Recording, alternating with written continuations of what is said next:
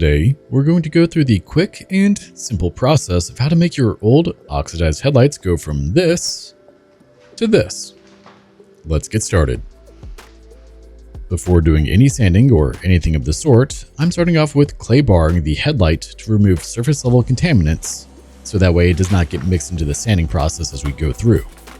I'm just using a mixture of Optimum No Rinse and water as my spray lubricant, but any clay lube works just fine. I apologize for the odd coloring. Somehow my camera got set to expressive mode instead of its regular mode, so the first couple of shots have some crazy contrast going on.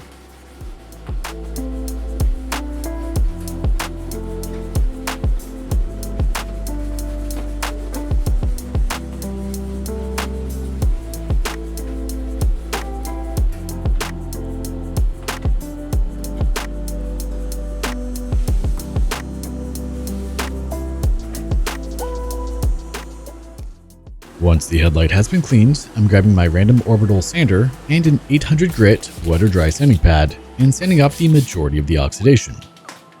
Before beginning to sand, I'm just spraying the headlight and the sanding disc with my clay lube or spray detailer to give some lubrication and periodically throughout the sanding process to remove the buildup of gross material that's being sanded off. When it comes to sanding with a mechanical device, in my case, my random orbital sander, you're wanting to let the machine do the work for you. You want to use light pressure, making sure the machine doesn't stop spinning, as that's what's actually doing the sanding work for you. If you're doing it by hand though, which is entirely doable, light pressure is still good for you. You just may have to change your sandpaper more often to maintain its coating ability. After sanding for about 2 minutes, I cleaned all of the oxidation off and inspected the headlight and noticed a bit of oxidation still there. So I went back and sanded for about another minute more. While we have some downtime, I wanted to mention a few projects in the works.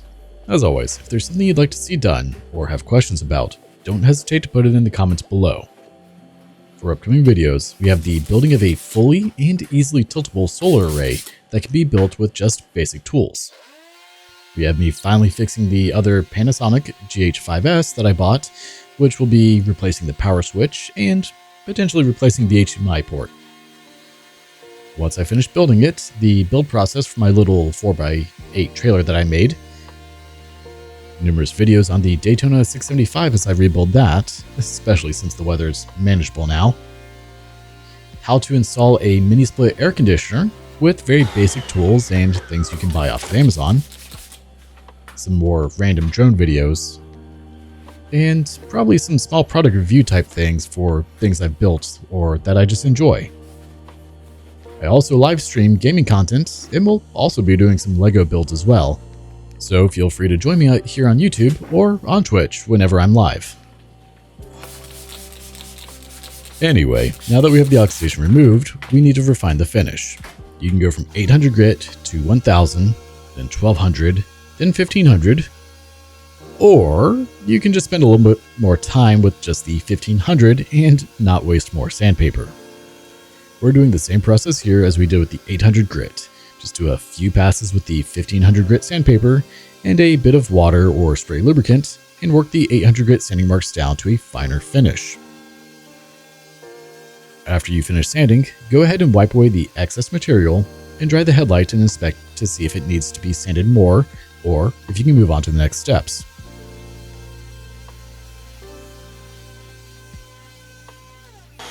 Hey, look at that. We have regular colors and contrast again. Woo!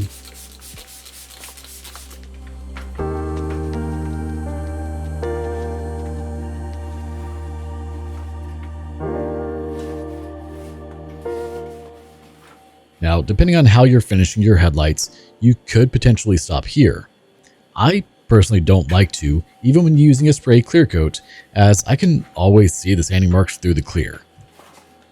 With that said, I'm moving on to 2500 grit sandpaper, repeating the same process as before. And while this is going, let's talk about a few methods for finishing off headlights. I'll be doing 2 different methods in this video. The first method is to use a cutting compound to polish the headlights to remove the sanding marks, and then coating them with the wax or a ceramic coating. I won't show that last part in the video though. The other method, and the one that is far superior, is to use a 2-component clear coat system to add a UV protective clear coat to the headlights. If you're going the clear coat route, you want to clear coat directly over the 2500 grit sanding pass and not polish the headlights. The reason for this is because after polishing, your clear coat will not be able to effectively bond to the headlights, and it won't have as smooth of a finish and, potentially, could delaminate over time. With that said, I did spray clear coat over a sanded headlight and a polished headlight so you can kind of see the difference in how it sprays.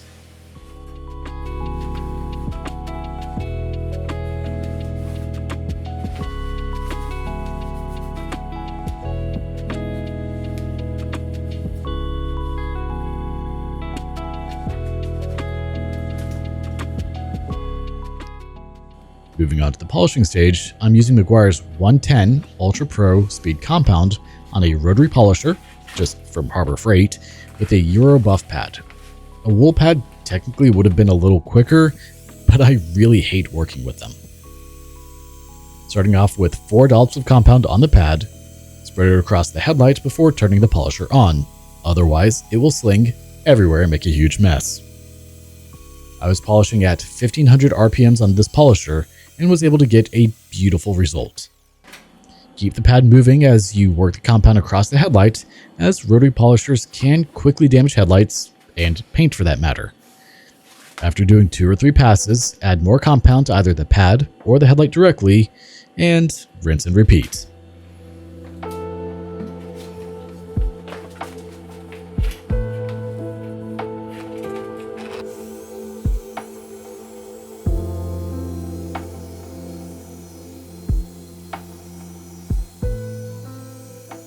I did a total of 3 passes to get a headlight that looked honestly as good as new and could be waxed or coated with a ceramic coating to add protection to it.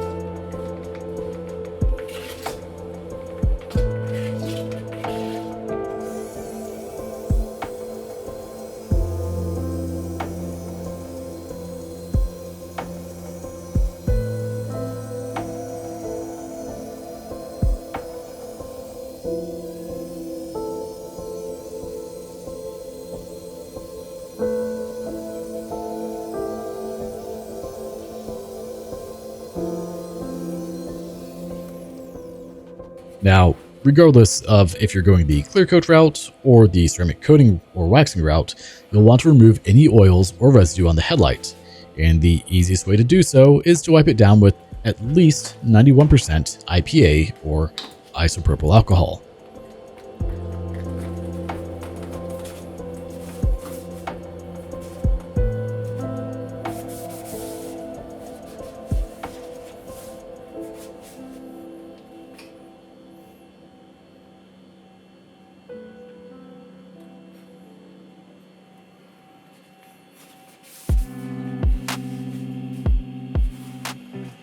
If you're going with the clear coat route, you'll want to mask off, well, anything you don't want it getting on. Normally, you'd mask off around the headlights and then put plastic or paper covering the rest of the car. I'm not doing that here, just masking off the plastic around the headlight. Why, might you ask? Well, over the next few months, I'll be sanding this car down and repainting it anyway, so I honestly don't care if it has clear coat overspray on it, as I'll just be sanding it off anyway.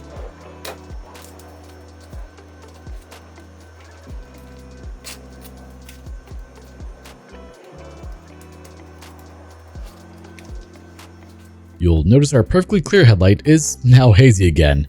That's because I went back and went over it with 2500 grit, so this headlight would be hazy compared to the perfectly clear passenger side headlight. When it comes to spraying clear coat, you want to start off with a light tack coat before coming through and doing a wet coat that overlaps itself as you spray across. It's sadly not too easy to see on something so small as a headlight, but it's what we're working with. After doing 3 coats, you just need to let everything dry for a few hours at minimum, and then you can put everything back together or drive without an issue. The amount of time it takes to dry is purely dependent on the clear coat you're using and the outside environment, assuming of course you don't have a dedicated paint booth.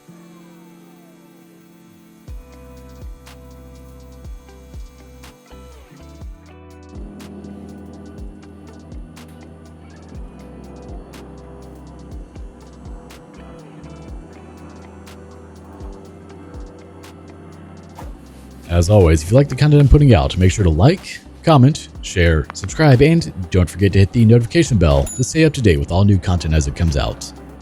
Thanks so much for watching. Take care.